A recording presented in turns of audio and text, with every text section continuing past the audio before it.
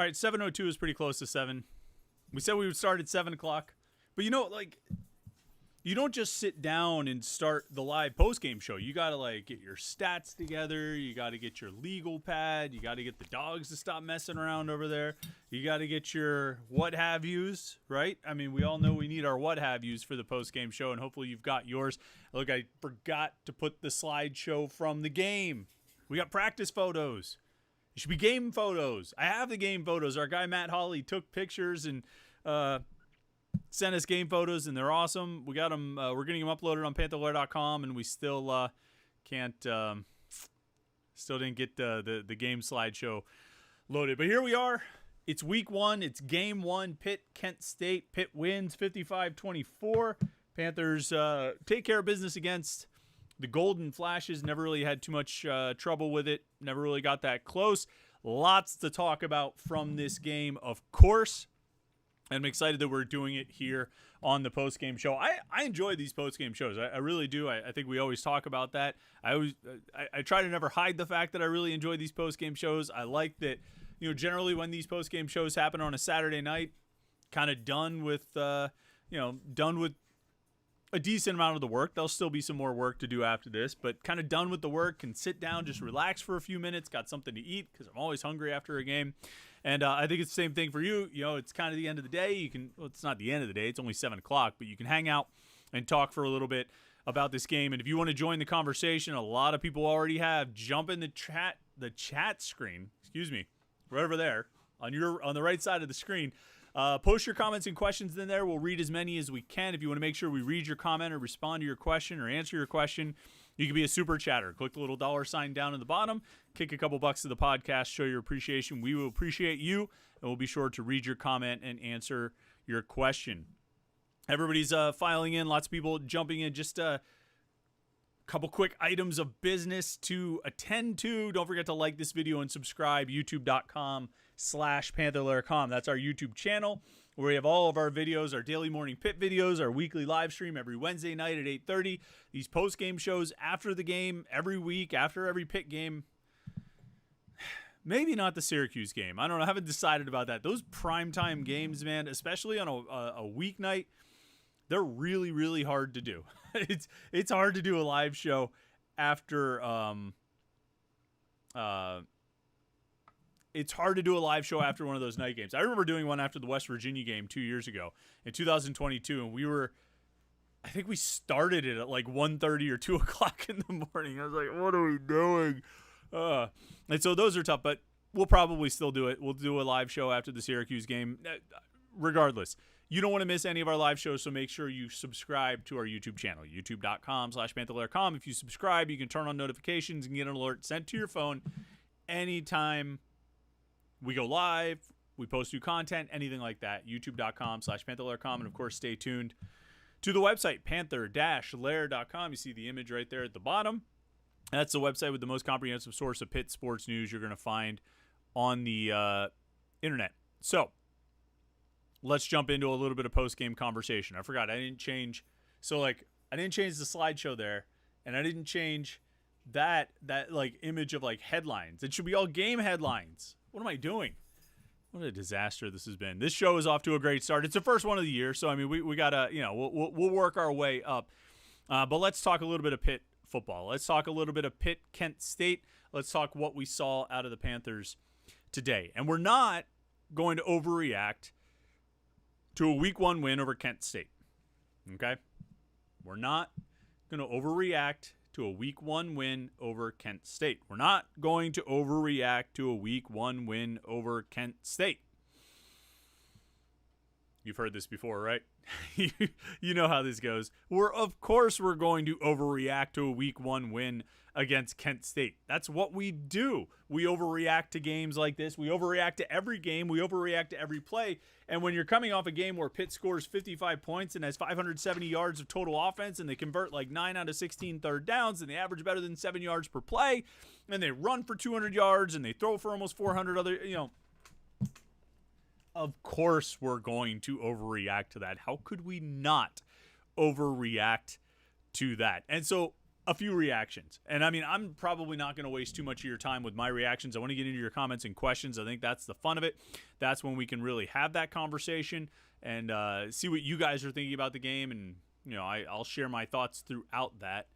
I'm trying to fix this problem. Look, see, there's the big headline thing. Let me just move that. There. Now we got all game photos and stuff like that. That looks much better. There we go. Now we can move on.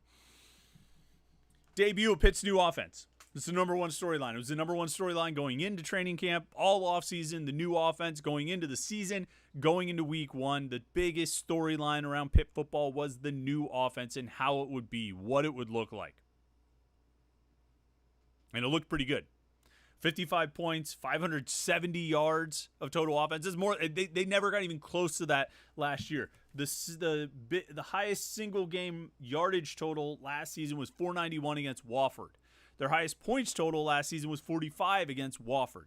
Now this year they had 55 points, aided by 2 field goals and a punt return touchdown.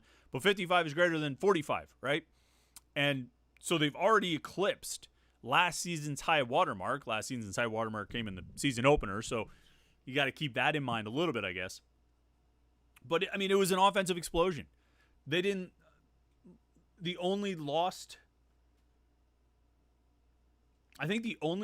rushing yardage came on sacks. Desmond Reed didn't lose any yards with any of his carries. They had 9 different players catch a pass. Everybody who was targeted caught at least one pass. Eli Holstein was 30 of 40. My quick, off the top of my head, math tells me that's about 75% completions, which is pretty outstanding. He throws for 336 and 3 touchdowns. He has 1 interception, and we can get in deeper on Nate Yarnell's performance. I keep saying that. Eli Holstein's performance. We can get in deeper on Nate Yarnell's performance. We can get in deeper on why Eli Holstein basically played this entire game until the fourth quarter when Nate Yarnell finally came in. We can get in deeper on all of these things. But I think on the whole, this is probably what you wanted to see out of the offense today. In week one, you wanted to see the offense. It always could be cleaner. It could always be more perfect. It could always be more flawless. They did have an interception. They had a couple other throws that probably could have maybe been picked off. They had some protection issues. Like all of these things, this is true, but some of these things you're expecting to have in the first game. Some of these issues you're expecting, well, you're probably going to have a little bit of a problem with this or with that in the first game. And they had a couple little hiccups here and there. But on the whole, an offense that moved the ball down the field effectively, comfortably, and regularly. I want to find the drive chart. Actually, I have the drive chart online. It's even easier to look at there. So Pitt had 11 possessions in this game.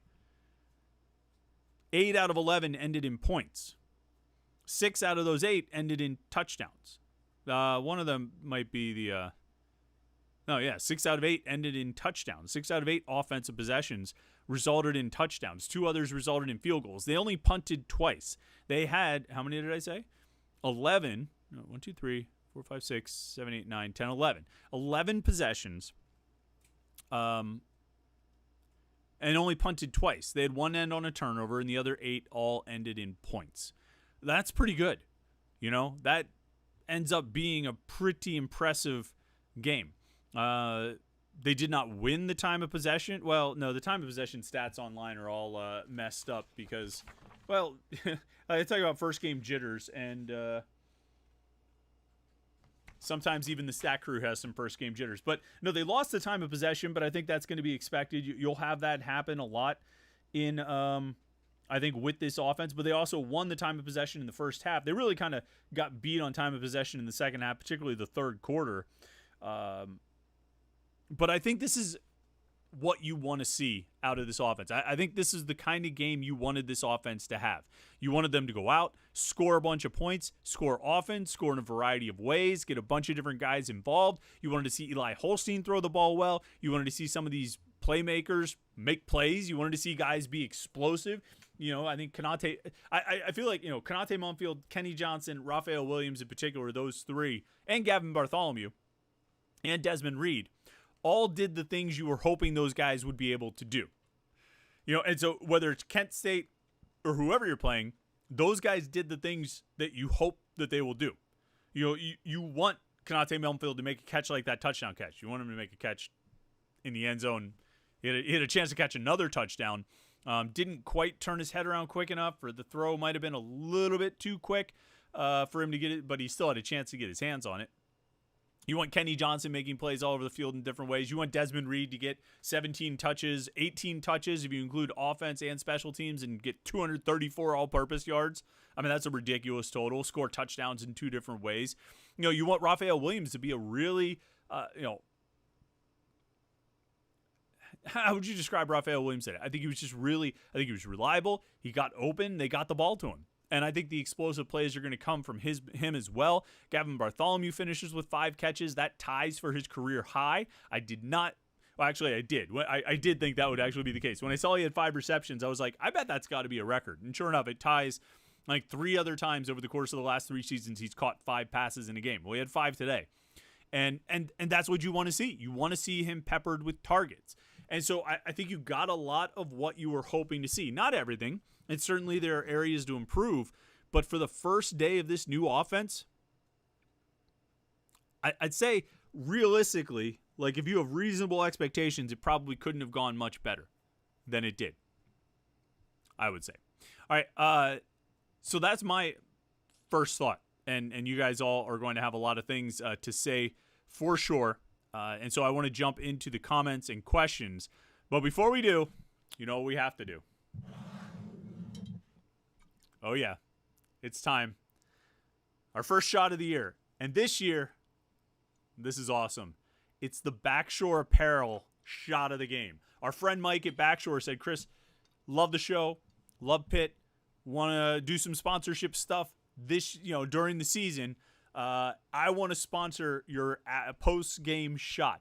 This is the Backshore Apparel shot of the game. So for each game, when we do our shot, we're going to shout out a play or a player or a moment or something that was big in this game. Something that helped decide the game. Something that just loomed large. And it might have been like a game-changing play, and it might have just been a really notable play.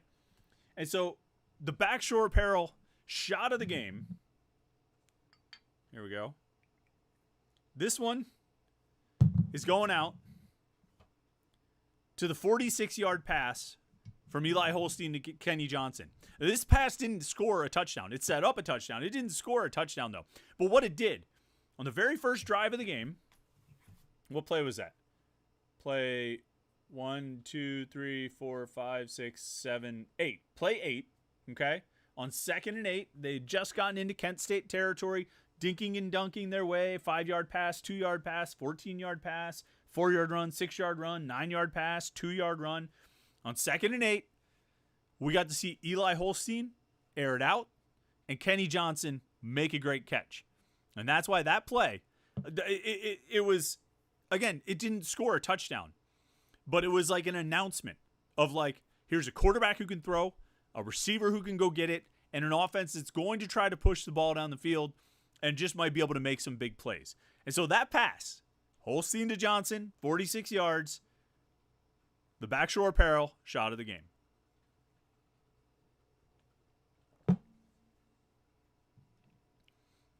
Little Chase. So thank you to Backshore Apparel. Don't forget, I got a special message actually for you from Backshore Apparel. As we embrace the final days of summer, Backshore Apparel invites you to celebrate the essence of this vibrant season with our exciting end of summer sale. Enjoy exclusive discounts of 10% off on hats and an impressive 25% off on t-shirts. Perfect for enhancing your summer wardrobe and accompanying you on those unforgettable adventures. These stylish pieces not only elevate your look, but also foster a deeper connection to the Backshore community. Use codes EOS10 and EOS25 to get those promos. 10% off on hats, 20% off on t-shirts. Go to BackshoreApparel.com, check it out. EOS10 to get 10% off on hats, EOS25 to get 25% off on t-shirts. Mike at Backshore is a huge Pitt fan. He's the man. Their stuff is awesome. Go check it out, BackshoreApparel.com. All right, let's jump into it now with our comments and questions. We'll start with the super chatters. As always, Kyle Peterson was our first super chatter of the day. Kyle, thank you, sir. Says, nice win to start the year. When is the last time we've seen a freshman put on a show like that in their first start? Reed was fantastic as well. So I think the last, this was looked up. The Pitt record for passing yards by a freshman, true or redshirt, I think it was like Alex Van Pelt in 1988 or whatever year that was. He threw for like 360 something. And so Eli Holstein ends up at 336. But I think Van Pelt in that game also threw 1 touchdown and 4 interceptions. Holstein, 3 touchdowns, 1 pick. I haven't looked back to see if Pitt won that game with Alex Van Pelt. It doesn't really matter. So, I mean, Holstein didn't set the record for passing yards as a redshirt freshman. But look, records aside, all right, you've got a guy walking into his first career start, his first live college game action. He hasn't played in a real game in 2 years since he was in high school down in Louisiana. And he walks in there and completes 75% of his passes for 336 yards, 3 touchdowns, and a pick. Now, Holstein wasn't perfect, all right? And I think he would probably tell you this too. I'm pretty sure there's probably 3 or 4 passes he would like to have back. I mean, probably more than that. But probably 3 or 4 passes that as soon as he threw it, he said, oh, no. Oh, no. And he got lucky because Kent State didn't pull in the interception. One time he didn't get lucky, and Kent State did grab the interception. Probably 3 or 4 other times he got lucky and they didn't grab the interception. He's got to cut down on those. However, he didn't really seem to shy away from it. You know, I think the drive with the interception, it was right in the – I want to find the drive. I think it was the drive when he had the interception.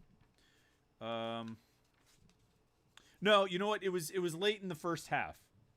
When he threw that interception, and like that whole drive, it felt like a lot of passes were coming in low. Guys were having to go down. There wasn't a lot of yards after the catch. The first play of that drive, he threw a screen pass to Kanate Mumfield and one-hopped it, if you recall. The next pass, I have it written. So he one-hopped a screen pass to Kanate Mumfield.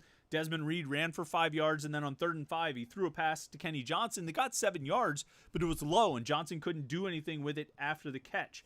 A pass to Reed that was sort of the same. A pass to Johnson that was sort of the same.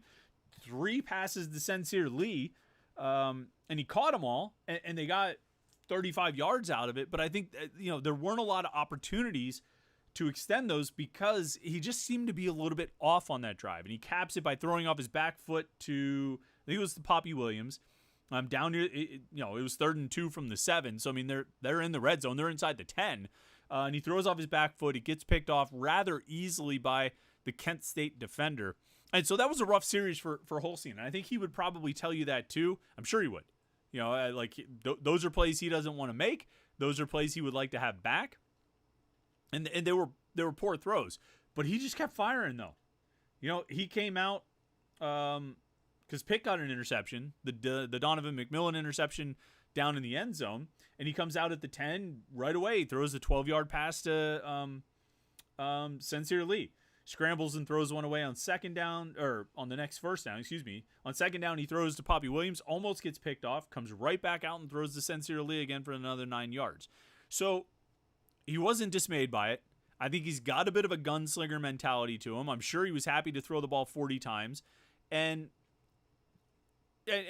somebody made this point to me after the game that, there were some near misses on interceptions there. There were some passes that kind of got away and some passes that he probably would like to have back. But maybe that's a bit of the identity of this offense. Just going to fire away and keep going and keep throwing. Now, I think a lot of the plays that were called for him were higher percentage passes. I don't think he's going to be taking those kind of chances on every throw that he makes, or 1 out of every 3 dropbacks or something like that. I think he's going to have chances to hit guys in the flat, hit guys on outs and comebacks and some of the things that he was throwing today. And that's, he shouldn't always be putting the ball in jeopardy like that. But I think he's going to cut it loose. I think he's going to cut loose. And I think Cade Bell is going to cut loose, and I think they're going to try to attack. And I'll be interested to see what sort of the average depth of target on most of the passes were today. I don't feel like there were a lot of deep shots. There was a pass to Johnson that I mentioned. Not too many throws too far downfield. A lot of attacking kind of mid to short range territories, and it was effective. I mean, they got a lot of 12-yard passes, 11-yard passes, 9-yard passes. That's a good way to move the ball downfield. And the more you do that, and the more you're successful doing that, the more some of those options are going to open up downfield. You're going to be able to take the top off the defense when when they eventually have to adjust to how you're attacking with these dink and dunk things. I think it's in this offense to be able to pick away, and then when they adjust to that, when they're sitting on those short routes, when they're attacking and being more aggressive and playing closer to the line of scrimmage, then you've got a chance for Poppy Williams downfield or Kenny Johnson downfield or Konate Mumfield downfield. You can go to those guys. You can attack like that because they're going to have to adjust to the short passes. And so I liked what I saw out of that for sure. All right, Super Chatter RJ Man 38 says, Narduzzi thinks fans, alumni, students are dumb because he clearly stated both quarterbacks would get plenty of playing time. Quarterback is not settled, and Eli was good at times and bad at times. Narduzzi is less than trustworthy. So let's talk about the quarterback situation and how they approached it today. Pat Narduzzi, Cade Bell both said, yep, they want to see Eli Holstein and Nate Yarnell, see how they look in the game. Both guys, when we asked them, Narduzzi and Bell, what the plan would be like as far as a rotation, because we kept referencing back to 2015, where they went Chad Wojcik for 2 series, Nate Peterman for 2 series, back and forth, more or less on a regular structured rotation. And so I sort of assumed they would do something similar like that. And maybe the coaches even had that in mind. But when your starter comes out and goes down the field 5 of 5 for 74 yards, throws a touchdown as a 46-yard pass, and then comes out on the next drive, well, you're staked a 14-0 lead because you return a punt for a touchdown, comes out on the next drive and they ended up punting. They actually didn't get far. Pitt didn't get far on that drive. But I think just the way Holstein played in that first quarter, I don't think the coaches were had any intention of pulling him. I think if he played less, and Narduzzi even had a quote about this.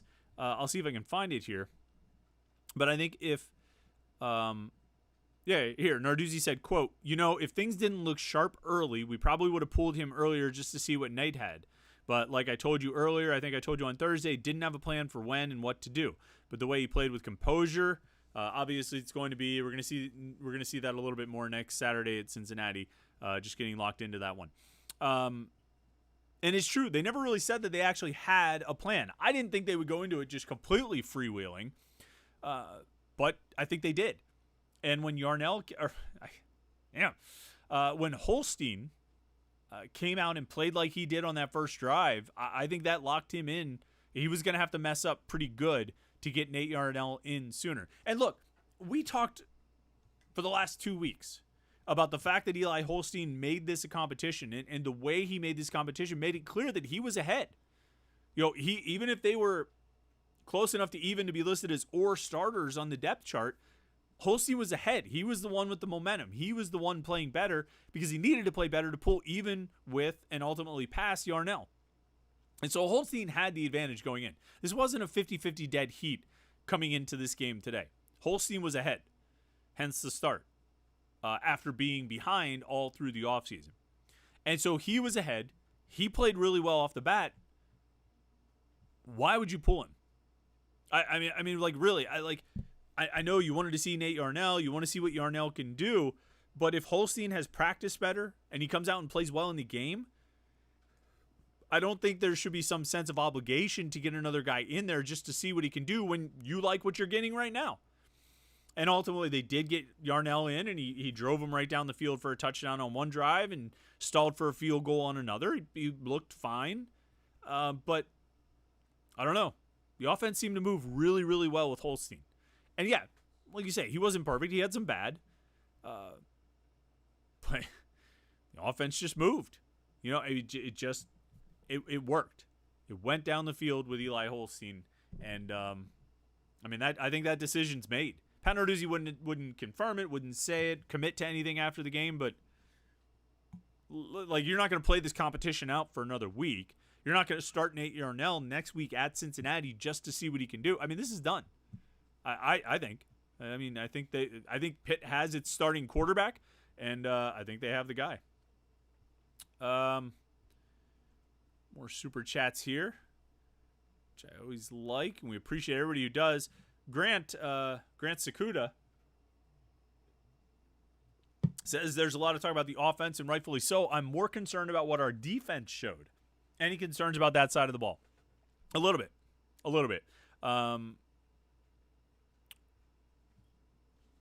Well, yes and no. There was some stuff that I think was sloppy. There were some missed tackles. I'd be curious to see what Pro Football Focus, how they track the missed tackles. Kyle Lewis finished the game with 10 tackles. I think it was the most on the team. Forget if it was game high. Yeah, game high 10 tackles for Kyle Lewis. And he even mentioned it after the game. I remember a play where just got kind of sucked in up the middle and gave up a pretty decent run because he wasn't in position. He didn't fit it well, and I thought he missed a couple tackles too. I thought a few guys missed a couple tackles. I thought there were a few details and fundamentals that they need to clean up in order to tackle better, take better angles, fit things better, get in their gaps better than they did today. Personnel-wise, that defensive line still has a lot to prove. I didn't see the push up the middle I was hoping to see. I was hoping to see those guys have a little. I mean, they had their moments, but I feel like more often than not, when they were like actually collapsing the center of the offensive line, they were getting help from the linebackers. You'd like to think that your two guys up front in the middle are going to be able to create that pressure on their own. They're going to be able to get through the line of scrimmage and get into the backfield and make tackles for loss against the run or get after the quarterback. I didn't think there was a lot of that coming from those guys. They rotated a lot. Everybody was playing out there. I forgot who started. I think it was Isaiah Neal and Nick James started. Should be here in my handy-dandy book, but maybe it's not. Anyway, I think it was Isaiah Neal and Nick James started. Anthony Johnson played. Nikai Johnson played. And then, they worked in Jasir Whittington kind of later in the game, near the end in the fourth quarter. At tackle. Francis Brew, unavailable, apparently got hurt at some point this week during practice, so that took him out of the rotation. But, those were the guys. I'm sorry, this just occurred to me. I don't remember seeing Elliott Donald get one snap on defense today. This is something, I mean, we've talked about for a long time, and we've been noting and all this kind of stuff, but I don't remember seeing him play a single snap. Anyway, I mean, it was the guys we've been talking about. Nick James, Isaiah Neal, Anthony Johnson, Nikai Johnson. Those are your main guys. Francis Brew is out because he's hurt. Sean Fitzsimmons is out because he's hurt. You hope that those guys will be back sometime soon so you can get that rotation filled out a little bit more, get a little more competition, and maybe get better players on the field. Thought there was some pressure off the edge, but not as much as you need. You got Sincere Edwards had 4 tackles, had a tackle and a half, 1.5 tackles for loss. That's nice. Nate Matlack had 1 tackle. It was a sack that he was credited with. David Ojebwe got in at the end. Who else even played out there? Jimmy Scott had 2 tackles and 0.5 tackles for loss. I mean, it's going to be a work in progress, I think, with the defense up front. Overall, it's going to be a work in progress, and they just have to keep getting better because how they played today wasn't good enough. I didn't expect them to be at their best today. I thought it might take some time, but they're going to have to. I mean, they've got a lot to do. They've got a lot of work to do on the defensive line, and I think it's at the tackles and the ends. I really do.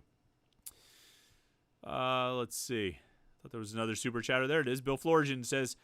Someone on Twitter said that Cignetti should be ashamed of himself, and I really couldn't have said it better myself. Yeah, I'm pretty much past the point of thinking about Frank Cignetti's time with this offense. There wasn't a point today while I watched that game where it really occurred to me. Maybe once or twice when Bartholomew was getting the ball a lot, I flash back on it, or somebody else mentioned him or something. But it's done. It's over. And. It's a new era. They have a new offense. They have a new coordinator. They have new players, a new quarterback, new running back, new receivers, some new receivers. it's just like we're moving on past that, to this offense. So, Frank Cignetti had his way of running this offense. He had the players he prioritized and the way of, his preference for how to attack. And now it's Cade Bell's time. Let's see. I feel like a lot of you guys are talking to each other. We're going to jump in. We'll get into the general comments and questions here in a minute. Remember, if you want to make sure we read your comment or answer your question, you can be a super chatter. So do that, and we will definitely make sure we get to every comment and question from super chatters and as many as we can from everyone else. I want to read this one right here, but first I want to tell you real quick about Home Field. Panther-Lair.com. It's a place where you can get the best Pitt gear that you're looking for. I don't have a Home Field shirt on because I was working today and I didn't get a chance to change out of the old green polo. But you guys have seen me wear them. You guys have heard me talk about them. Home Field Apparel is one of the best providers of Pitt gear that you're going to find. I mean, their stuff is so cool. It's got such great designs. They just released these coaches jackets that look incredible. They look like windbreakers, but they have such a great logo on the chest. Pittsburgh Panthers on the back, written like you're a boxer. Like it says the Italian Stallion on the back of your robe coming out of the locker room. They just look awesome. And the thing with their T-shirts, their jackets, their sweatshirts, their hats, everything they make, it's of the highest quality. So you get these great logos and great designs, and you get them on the highest quality material you can hope for. And so they're super soft to wear. They keep their shape. You wash them, you dry them, they stay just as they're supposed to be. It's the best. They're the best. I mean, they're some of my favorite T-shirts, my favorite sweatshirts, all from Home Field. And we're going to give it to you for 15% off on your first order. When you go to homefieldapparel.com, use the promo code PIT24 and get 15% off your first order. All right, Benjamin Glazer was in way ahead of us. Benjamin Glazer was commenting before we even started the live stream. Says, in serious, first he says Pitt's winning the national title, no question. In seriousness, though, only concern from today is Philip O'Brien and the defensive tackles. Everything else looked good. Any question, though, for why, as buttoned down as Pat Narduzzi is, why do his teams take so many penalties? So, a couple things there. P.J. O'Brien, I really went to bat for him. Like last week or the week before on the Morning Pit, I talked about players we're not talking about enough. And P.J. O'Brien was one of them because he makes plays and he's got his size and speed that he can play in the NFL and he's got all this stuff. And he takes he gets a start today. He gets a start. Donovan McMillan didn't start. It was McIntyre and O'Brien starting. P.J. O'Brien takes a face mask penalty. Was that on Kent State's first drive? No, it wasn't the first drive. It was their second drive. It was when they scored a touchdown. First play of that drive. P.J. O'Brien takes a face mask penalty, keeps the drive alive, and then when it's 4th and 7 from the Pitt 36, Kent State scores a touchdown, a 36-yard passing touchdown with P.J. O'Brien in coverage. Their second touchdown, or the next offensive touchdown they scored, I forget if it was before or after the Kanate Mumfield fumbled punt touchdown. But their next offensive touchdown is P.J. O'Brien in coverage again. And I don't know what he was trying to gesture, whether he thought the ball was bobbled or he thought he got pushed off or something. But, man, 2 touchdowns allowed, a personal foul, and 3 tackles. So 3 negatives and 3 positives, at least in terms of recorded stats. You got to do better than that, P.J. O'Brien. There's too many good safeties on this team. Donovan McMillan, Javon McIntyre, Cruz Brookins, who played in the Delta defense throughout the game and also got some time in the base defense late in the game. These guys are all there to take snaps, and these guys are all there to play. And if P.J. O'Brien doesn't play cleaner, if P.J. O'Brien doesn't take care of some of these things, I mean, this was the knock on him, was that he took too many penalties. He was undisciplined. Get your hands off the face mask. It's not that hard to figure out. Now, why do Narduzzi's teams seem to take a lot of penalties? It was rough. I think they had 5 penalties in the first 9 minutes of this game, and only 2 the rest of the way. So, that's an improvement. But why do his teams tend to be a little more penalized? I think there's a couple reasons. One is the way they play on defense lends itself to a lot of pass interference penalties. And so you have that kind of right off the bat. In addition to sort of a lot of the run-of-the-mill penalties, like you're going to get called for X number of holds every game because there's holding on every play. And so, everybody probably averages out to about the same number of holding penalties every game. You're going to have a procedure penalty or two, although I think Pitt largely avoided that. You're going to have this or that penalties that come up. But then on top of that, Pitt, I think, is going to have more of those pass interference and defensive holding calls because of the way they cover and the way the corners play and the way they play, the way they defend. I also think there is a certain edge to this defense. And it's really the defense. It's not the offense, and it's been the defense for the past 10 years. There's an edge. And that edge comes from Narduzzi. Narduzzi coaches with an edge. He lives with an edge. And I think the defensive players pick up on it. And I think they model it to some extent. They model that energy that they get from Narduzzi. He's not out there telling anybody, hey, hit somebody late after the play or grab somebody's face mask or taunt somebody.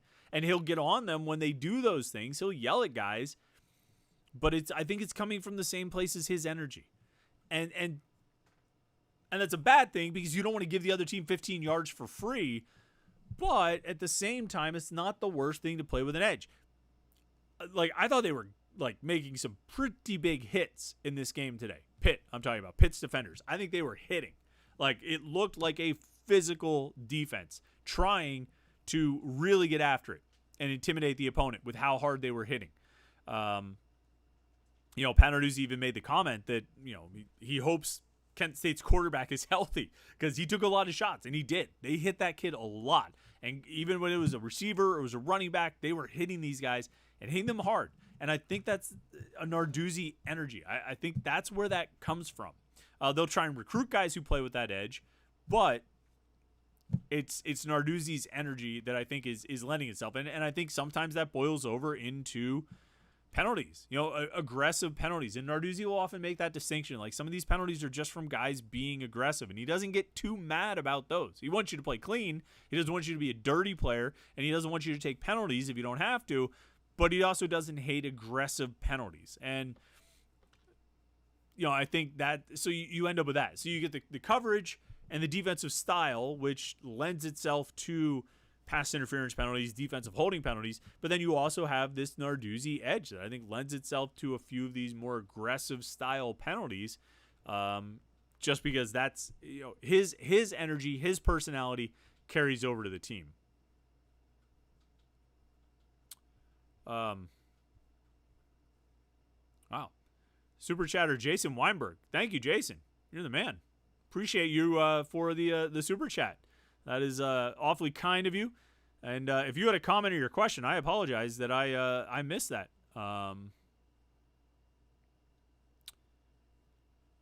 But if you got something, definitely let me know because we appreciate your support.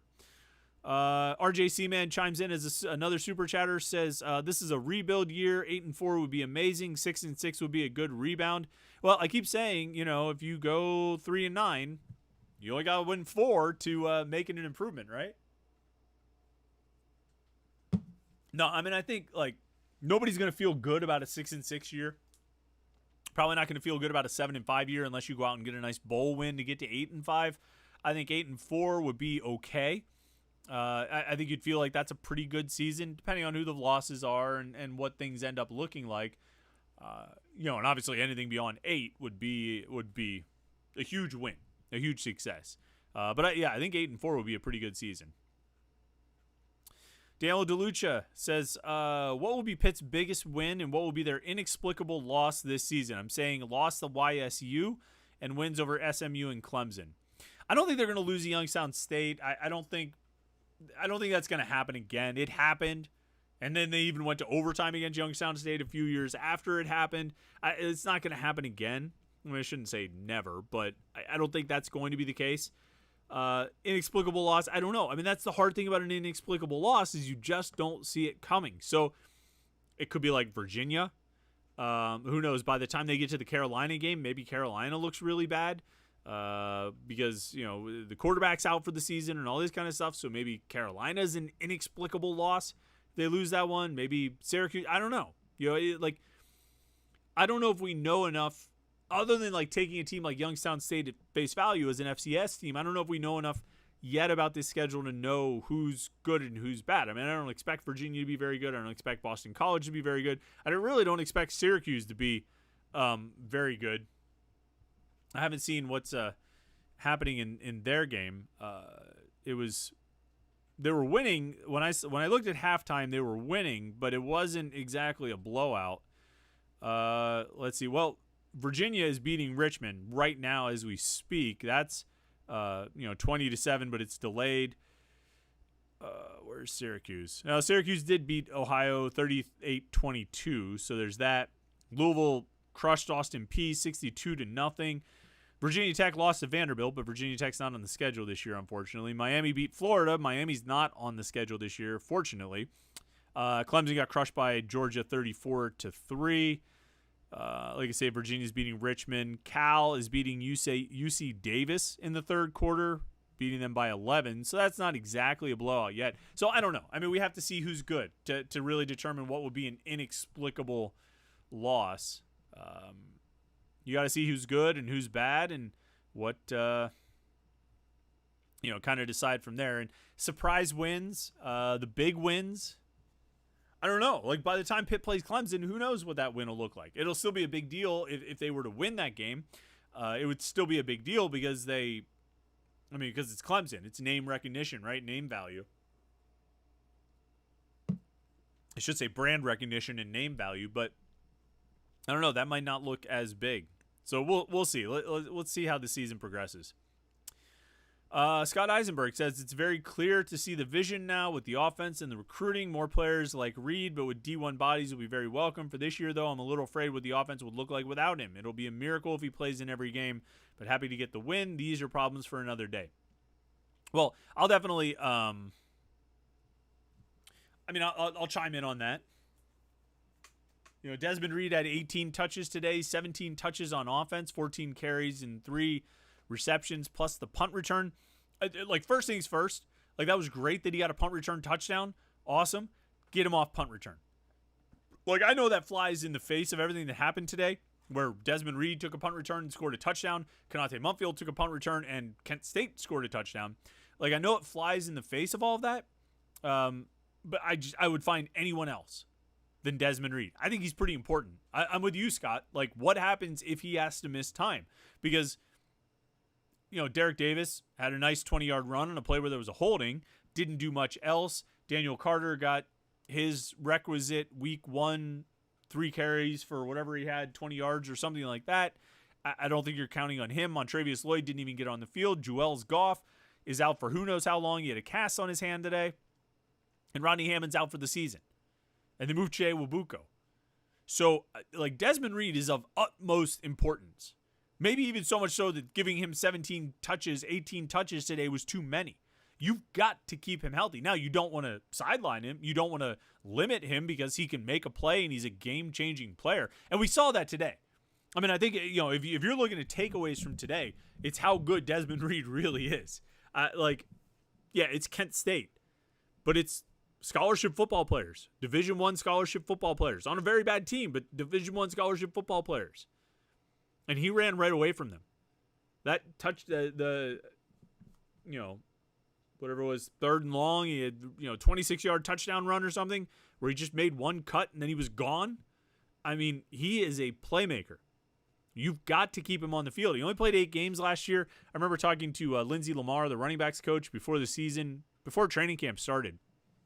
And I asked him, you concerned about his workload? Do you have to limit his workload in order to, so you can get as much out of him as possible? And he said, not really worried about it. His injury last year was a soft tissue thing, so it's not a concern.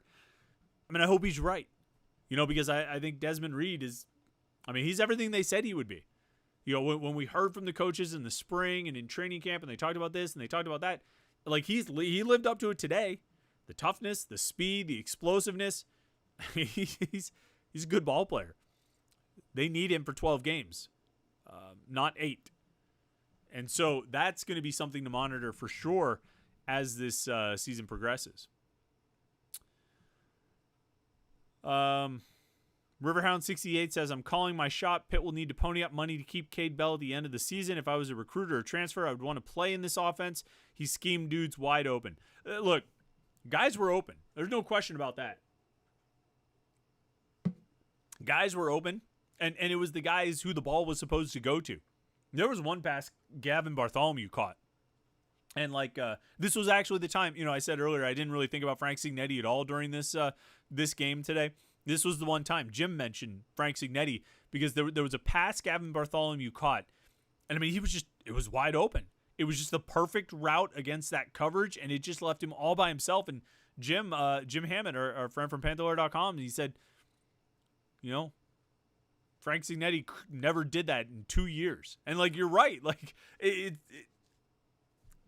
Cade Bell made it look easy today as far as getting guys open and creating good opportunities. And a lot of it was the short passes. It's not scheming guys open on a 25-yard post downfield. It's scheming guys open on little comebacks and quick little outs and things like that. Passes into the flat, giving guys a chance to make plays, and they made plays. Where I guess Eli Holstein probably averaged about between 8 and 9 yards per attempt. About 10 or 11 yards per completion. But completed 75% of his passes and moved the team downfield. They end up scoring touchdowns on, 6 out of 11 drives? And scored points on 8 out of 11. So, and again, like I said at the top, when you have the kind of passes they were scheming today with the comebacks and the outs and the short stuff, keep hammering those. Keep hammering those until the defense has to adjust. And then once the defense adjusts, then you really attack. Until, and you hit a couple passes downfield, and then the defense says, what are we going to do now? What are we going to stop now? We can't stop any of them. We can't stop both of them. And then you've got Desmond Reed running out of the backfield on top of it all. So there's a lot of ways this offense can attack. I should say there's a lot of ways this offense attacked today. And, I think it bodes well. But they do need to keep Desmond Reed on the field. They need to keep him healthy. And, yeah, maybe Cade Bell will be a hot target this offseason. We'll see what happens there. But there's a long way to go. Yeah, it's game 1. ZC717 says, I don't think anyone will argue those 4 quarters of offense today were better than anything we saw last year. By no means was it perfect, but the potential is there to do good things. Yeah, no question. No question. Voodoo IPA says, if Nate decides to transfer, I take no issue. I expected to see him get reps earlier in the game. He's due credit for his loyalty, but I feel like he was wronged today. Well, okay, I get that, but was he wronged in the sense that, he's been a loyal guy, he should have got a chance to play earlier in the game? Or was he wronged in, he's been every bit the equal of Eli Holstein, and he should have gotten a chance to win the job because Holstein outplayed him to get the start, right? And then when the game started, Holstein was playing at a high level, and I think if Holstein went out and played like he did for the first 2 drives, and then they switched to Yarnell, and the reason given was, that was the plan. We were sticking with the plan no matter what. I think people would be crucifying Narduzzi for that and saying you got to swing from your plan. Your quarterback was playing great. Because he was playing really well. I get it. After that first drive, I had the thought too. I was like, I don't know what their plan was, but I don't know how you can take this kid out right now. He's playing well. He's doing everything you wanted him to do. And so, it's I don't know how you could really remove him at that point. Even if you had a concrete plan, it doesn't seem like they did. It doesn't seem like they had a set plan. It's going to be 2 drives on, 2 drives off. It was just, we'll do whatever sort of feels natural or whatever the game dictates, I think is what it ultimately came down to. What the game dictated was Eli Holstein staying in there. And I think it was for the better of Pitt. I like Nate Yarnell a lot. I think he's a really stand-up guy.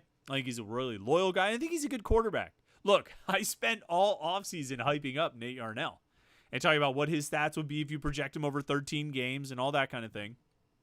And talking about how he just does a great job being efficient, protecting the football, getting the ball to his receivers, and all those things.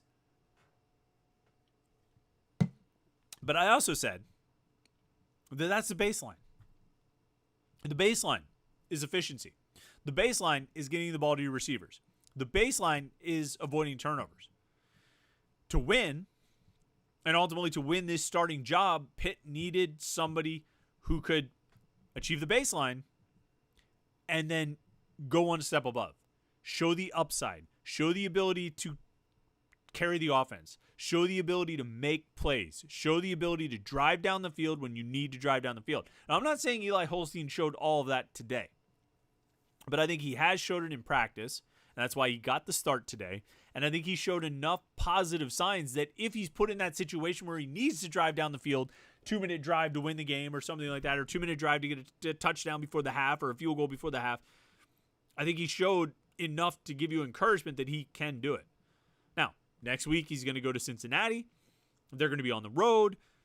It'll be not the most raucous crowd they see all season. That'll be the week after, even if it's a home crowd. But it's going to be a hostile environment, and we'll see how he reacts. There's a whole game of film out there now on what Cade Bell's offense at Pitt looks like, on what Eli Holstein looks like, on what these receivers do, on what Desmond Reed does, where these guys, like all these things.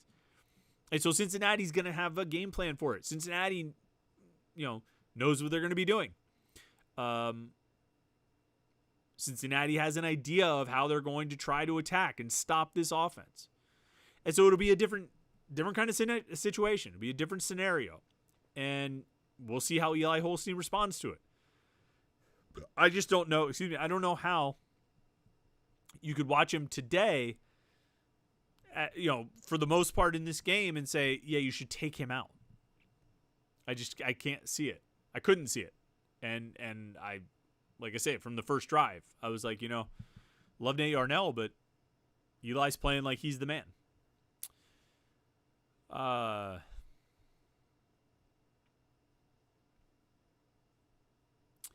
Run through. We'll run through as many of these as we can. These comments and questions. I know we're coming up close to an hour, but we're going to go for a little while here. William Schroeder says they certainly have things to work on, but it was nice seeing them score the way they did. It's been a while. Voodoo IPA says glad with the score outcome, but as an end of Gen Xer, this reinforces why NIL and transfer portal have negatively changed college football. Imagine Palco and Fitzgerald college careers today.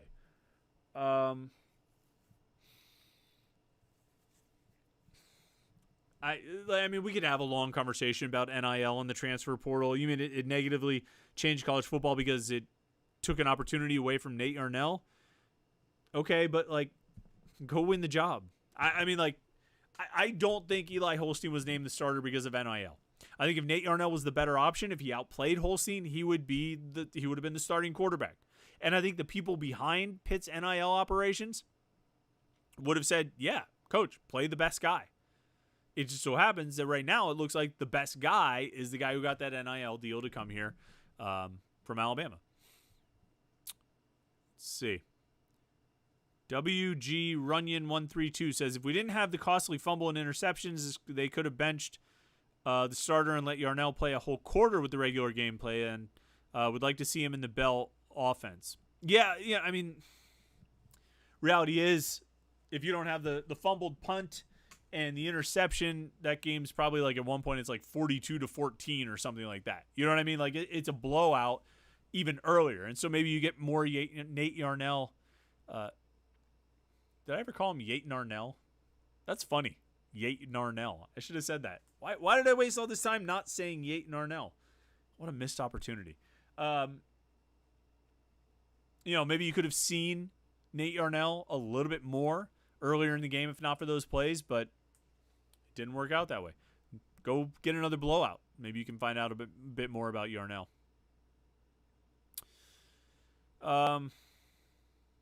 Paulie Shore says Eli Holstein looked clearly better than Nate. Daniel DeLucia says Nate is Nick Patty 2.0, not a bad thing. Look, I mean, here's the thing. All right, with Nick Patty, with Nate Yarnell, I think they got beat for the job. I think in 2022, Keaton Slovis was the better option. I do. I think he was better in training camp, and I think that he was a better option. The biggest thing that happened with Keaton Slovis, the thing that hurt him the most, was that he got hurt. He got that concussion against Tennessee, and I don't think he was the same after that. Nick Patty made some big plays. There's no question. He won that Sun Bowl. It was awesome. That final drive was awesome. The rest of the game, he wasn't awesome. But that final drive, he was awesome. But Slovis was a better option. Last year, Nate Yarnell probably was a better option. But he didn't get a chance from Frank Cignetti. I think for Cignetti, it was Phil Dracovic or Christian Bayer. Period, point blank, end of story. With Yarnell a distant third. Until the time came when Panaruzzi forced a change from Dracovic to Bayer, and Yarnell became the number 2. And then ultimately moved into the starting lineup after the Syracuse game. So, I see what you mean, but I also don't. I think Nick Patty or Nate Yarnell or last year Christian Bayer. Last year's a tough year because I think it was preordained that Phil Dracovic was going to be the starter no matter what, and I think the guy making that decision wasn't going to come off of that decision no matter what. 2022, I think Patty could have won the job, but he didn't. This year, I think Nate Yarnell could have won the job, but he didn't. Because like last year, if you want to say Cignetti had this allegiance to Phil Dracovic, all right, I kind of buy that. But like this year, Cade Bell has no ties to Eli Holstein. He has no allegiance to Eli Holstein. He has the allegiance to getting his first FBS Power 4 job and doing well with it. That's what his allegiance is to. And whether that's Yarnell or it's Holstein or it's David Lynch or Julian Duggar or Ty Diefenbach or Jake Frannel or if it's converting David Ojebwe to quarter, whatever it is, that's where Bell's allegiance is. And so I think if Yarnell had outperformed Holstein over the past 5 weeks, then Yarnell would have been the starter today. But that didn't happen. Holstein was the better quarterback, had the better camp, and now had a pretty good game. Let's see.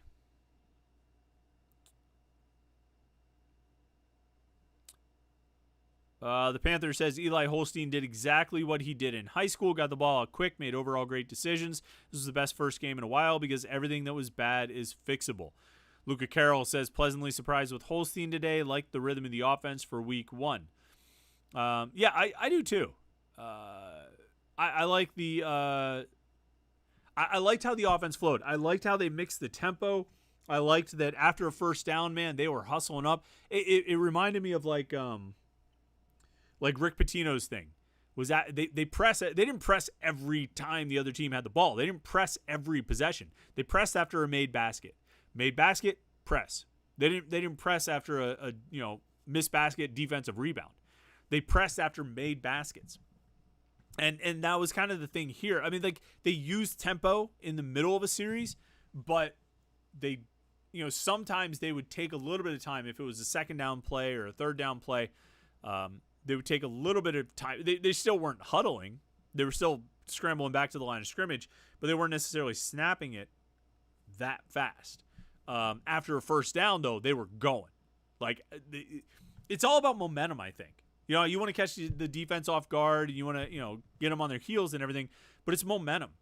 I think it's like, all right, we got a first down. Boom, get back up. Let's go. Let's go. Let's do it again. Here, this one's yours. All right, there we go. First down. Let's go. This one's coming to you. Let's go. I'm handing it off to you. And you just boom, boom, boom. Hit them like that, particularly when you're picking up first downs. And so, and I liked what the tempo looked like. It wasn't impossible to keep up with, but they were moving fast, and they seemed to execute it pretty well. I don't think they had a single false start on offense. They had, Jimmy Scott or somebody jumped off sides on defense. And I don't think they had a false start on offense. Oh, they had the snap infraction on the punt team. Nile Upa had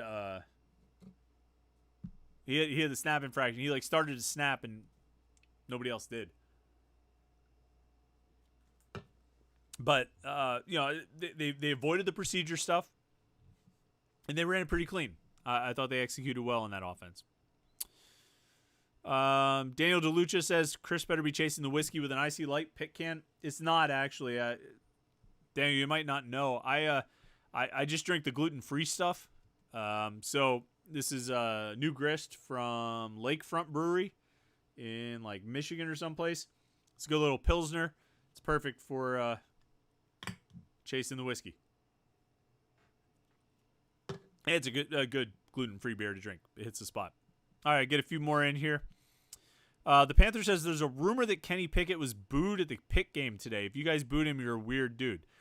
I don't think anybody booed. I didn't even. Was Kenny Pickett there? I didn't even see him or know that he was. Did he get introduced during one of the timeouts or something? I didn't notice that. If people booed, that is weird.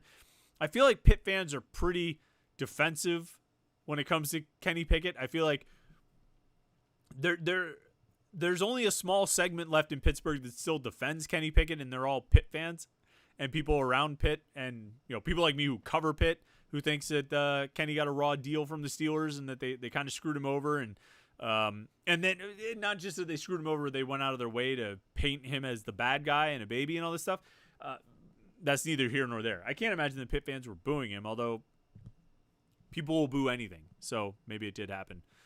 Joshua Brown says that over under 5.5 wins is looking nice. Well, Josh, this is only one. It's only one. You still need 5 more for your over under to hit. But speaking of betting, though, I was way off on this game. This is why you should never listen to me for betting advice. Pitt minus 24.5, over under 55.5. No, don't do it. Take Kent State plus the points. Take the under on 55.5. I don't think it's going to be that high scoring. This is why you shouldn't listen to me. This is why you should not listen to me when it comes to betting advice. I got last week right. I was good last week. I took Georgia Tech and Nevada. I called those. But yeah, don't listen to me when it comes to Pitt games. I think I'm better when it's not a Pitt game. This one, I thought I had an idea of how it was going to go, and it went completely opposite. Well, not completely opposite, but it went pretty far in the other direction, at least in terms of the points scored. So, blew that one. For the 2 bets that I got right last weekend, I'm now back to 0 with the 2 bets I got wrong this weekend. Got a couple more in here since we're past the hour mark. John Kristofich says Holstein and Yarnell played in the game. Yarnell didn't play in the fourth quarter because the game was close. You mean Holstein didn't play in the fourth quarter? Because I don't know what you're talking about. The game was never close. Josh Newark says, great game and crowd. Eli was great for his first game. Yeah, I thought he did well. The Panther says Nate didn't play horrible, but he struggled finding his guys at times today, and he's such a nice guy and made me feel a little bad. I don't know. It's hard to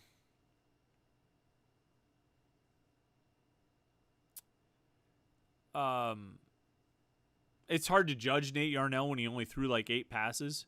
So I mean, like, my judgment on Nate Yarnell is still based on what I've seen out of him in the past. It's not necessarily what I saw out of him today. So I don't know. I hope we get a chance to see him play again.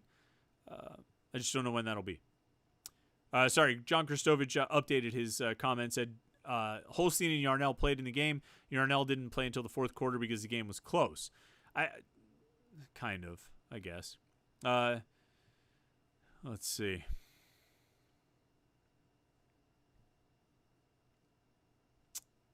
Find some people who haven't commented yet. Mark Shilaju says, I'm going to be a voice of reason. This was arguably the worst team in D1 football, and they found ways to move the ball. In your opinion, what's the most concerning unit on D after today? I think it's the line. The defensive line is the most concerning unit. Kent State finished with... Oh, so here's the thing, all right? So, like, Mark, you said that. Kent State, worst team in D1 football. They found ways to move the ball. And I was like, yeah, they did, man. They were really moving. They were going.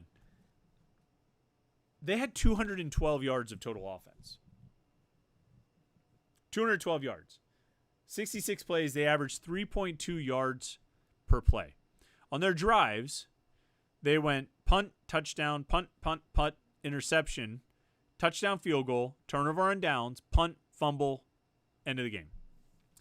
The beginning of the second half was a rough stretch. Back-to-back drives. They went 11 plays, 75 yards for a touchdown, 8 plays, 57 yards for a field goal. They also had the 75-play touchdown or 75-yard touchdown on the second drive of the game. Otherwise, their drives, they gained 3 yards, 2 yards, -5, -7, -3, -2, 31, minus 12, 28, minus 5. So they had like 3 good drives, 2 of which ended in touchdowns. One, Pitt stopped him for a field goal. So, if you take that, it's 17 points, right? They finished with 24 because they had the punt return, the fumbled punt that they took back for a touchdown. If you give up 2 touchdowns and a field goal in a game, I think your defense was okay. Particularly if when you weren't giving up the touchdowns and the field goal, it was 3 and out, 3 and out, 3 and out, 3 and out, 3 and out with an interception. A 9-play drive that gained 31 yards, 3 and out, a 9-play drive that gained 28 yards, 3 and out. So it's funny because I have the same perception you did. Oh man, they didn't really play all that well in defense. They gave up a lot. Guys were getting downfield on them. But they gave up 212 yards. They forced 1, 2, 3, 4, 5, 6, 7 3 and outs. They had 5 sacks. Allowed 3 third down conversions. They didn't actually play that bad. Numbers wise, so there's our perception, and then there's what the numbers say, and the numbers don't tell a story of a bad defense. They really don't. 212 total yards, 212 yards of total offense, 15 first downs, less than half the number Pitt had, 3 of 16 on third down, 5 sacks. It's pretty good defense. You know what I mean? Those are pretty good defensive numbers. So, concern-wise, though, the defensive line, defensive tackles, that's the big concern. We'll see. We'll see how they do as they get further on and have to play. They start playing Big 12 teams in the next 2 weeks and move into the ACC. All right. Finkel Studios just says, I love hearing your voice after a Pitt victory. Well, hey, I appreciate I love talking to you. Hogmuncher says, Reed is a stud. Really feels like we have a lot of weapons if Holstein is the truth. Yeah, I agree. Roman, our good friend Roman. Roman, I'm about to read a comment from Roman. Roman, I think, was the first person to comment on one of our live streams. When I started doing the podcast as a live show every Tuesday night or Wednesday night, whatever night it was, Roman was like the first commenter. Roman, it makes me happy to see you commenting right now. Hey, Chris, thoughts from the 531. Defense as a whole obviously has a lot of work to do. D-line and DN didn't jump out at all. Also thought safety was a huge letdown. There were some missed tackles by the safeties. P.J. O'Brien, I talked about him. I think we have pretty high expectations for the safeties. I don't know if they necessarily hit those expectations today. I know I've hyped the safeties a lot. Stat-wise, Donovan McMillan had 4 tackles. P.J. O'Brien had 3. Javon McIntyre had 1. Cruz Brookins had 2. So not getting really what you were hoping for or looking for out of those guys. I don't know if Donovan McMillan's going to get to 100 tackles when he only has 4 in a game, but he needs a game like the West Virginia game where he gets 18 tackles. That was the way that came together last year. We'll get a couple more in here before we run out. Byron Flex says, ineligible for games but eligible for practice. Maybe it's a Pitt imposed suspension. Doesn't sound like an NCAA sanction. What's the Hammond matter all about? So yeah, Rodney Hammond out for the season, announced as ineligible. They made the announcement yesterday. Out for the season, ineligible to play, still eligible to be part of the team in practice. He had his jersey and shorts on today. No full uniform, but he has his jersey at least. There's a lot of rumors and conjecture out there. It would be irresponsible for me to say like what the rumors are that I've heard.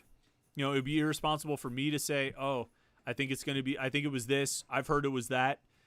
Just because it's not fair to Rodney Hammond. Because if it's one thing and I say the rumor is that it's another thing, like his thing might not be good, but this other thing might also not be good. And it's not fair to accuse him of, or, assert that we've heard that he's, did something that he didn't do, or something that wasn't the case for him. So it's just not fair. I'm not going to report those rumors. If at some point we can confirm rumors beyond just being rumors, then yeah, we'll go with that. But I'll say this. I've been told by good sources that it's not related to academics. So that's what I got for you. Okay? And clearly it's not a legal issue, because if it was, I would think he would not be permitted to practice with the team. It would be a university problem. So, all right, let's see. Any other super chatters come in after Jason? Well, you guys have a lot of comments this week. I wish I could get to all of these, but it's a little bit tough because there's so many. We're always getting through an hour here and flying through it. If you want to make sure that you make sure your comment gets read, your question gets answered next week, you've got to be a super chatter. That's the way to do it. Because as you can see, I go through all the super chats, and then we kind of cycle back to the beginning and start working through the comments and questions that came in first. And if a new super chat comes in, we jump ahead to that thing. So that's the way to do it. And here's what I'm going to do. All right, here's what I'm going to do. If you have a comment or a question, something you really want to say on this show, you have. Let me set my timer. I'm going to give you 60 seconds while I talk about home field. Okay. And at 60 seconds, I'm going to stop talking about home field.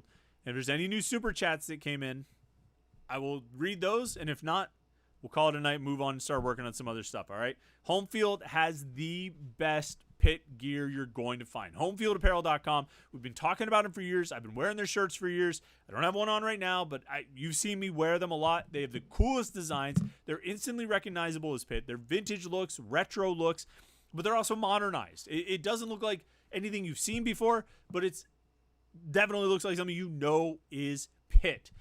Football, basketball, they've got both. They've got designs for both covered really well, plus just sort of general Pitt sports. They have a shirt that says warm up the victory lights. It's awesome. I have that one. And then, of course, they've got t-shirts, sweatshirts, hats, joggers, which is sweatpants, jackets, koozies, everything you could possibly want. Hats. I don't forget if I mentioned the hats, but they're all awesome. They have great logos, a great look, and they're made on the best material you can find. It's super comfortable, super soft. It holds its shape and holds its design. And if you use the promo code PIT24 right now, you can get 15% off your first order. So go to homefieldapparel.com, promo code PIT24 to get 15% off your first order of the best Pitt gear you're going to find. All right, that's 60 seconds. That does it for me. Pitt wins 55-24. The offense looks pretty good. Oh, wait. Bill Florigen jumps in. You're the best. Hey, Bill, you are the best, man. I appreciate you watching the show as always. You're a loyal viewer, and we appreciate you for sure. Big debut for the Pitt offense. Big debut for Eli Holstein. Big debut for Desmond Reed, Poppy Williams, and all those guys. Now they get a real test. They're going to go on the road. They're going to play a Big 12 team, and we'll see how they stack up. But for now, your Pitt Panthers are 1-0. They've got the win. They get to go through a whole week as winners. That's a good thing. You get to go through a whole week feeling good about the offense. That's a good thing. And we all get to have fun. We got a live show on Wednesday night, 8:30 p.m. right here on youtube.com/Panther-Lair.com. We got morning Pitt episodes every day of the week, Monday through Friday. And then we will be live next Saturday after the Cincinnati game right here on youtube.com/Panther-Lair.com. So make sure you like this video and subscribe to our YouTube channel, youtube.com/Panther-Lair.com, and then check out the website, Panther-Lair.com, Pittsburgh.rivals.com. When we finish here, I'm going to go put on some shorts and clothes that are more comfortable and start putting out more content on Panther-Lair.com. So if you want all the Pitt coverage from Pitt, Kent State, check out Panther-Lair.com, Pittsburgh.rivals.com. Thanks so much for tuning in tonight. Like and subscribe. And we will catch up with you Monday for the Morning Pit, Wednesday night for the live show, next Saturday, the post-game show right here on youtube.com/Panther-Lair.com.